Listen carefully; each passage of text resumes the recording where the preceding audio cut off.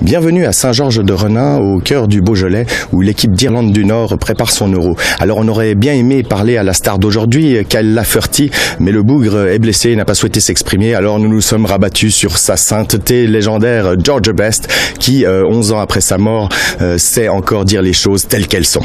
Bonjour Georgie, comment se passent ces premiers jours de stage dans le Beaujolais, où l'on dit que les vins sont goulayants et les dames girondes?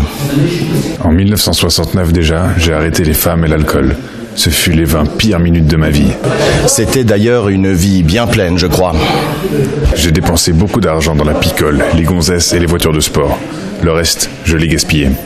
Cette formule est fameuse et saisissante, Georgie, mais n'existe-t-il pas une seconde façon de résumer votre existence si trépidante? J'ai connu Miss Canada, puis Miss Grande-Bretagne, puis Miss Monde. Ma vie, finalement, est assez monotone. George, votre carrière n'aurait-elle pas pu être encore plus prestigieuse sans tous ces soucis d'éthylisme? J'aurais pu aller voir les alcooliques anonymes, mais je pense qu'il m'aurait été difficile de rester anonyme.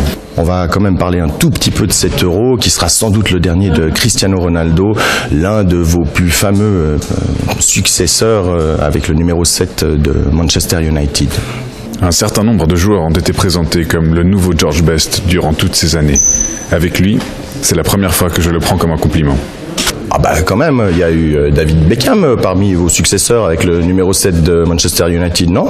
Il n'est pas capable de tirer du pied gauche, il ne sait pas faire un coup de tête, ni un tacle. Et il ne marque pas beaucoup de buts. À part ça, c'est un joueur correct. Donc finalement, votre seul point commun avec David Beckham, c'est le fait que vous ayez tous les deux terminé votre carrière aux États-Unis.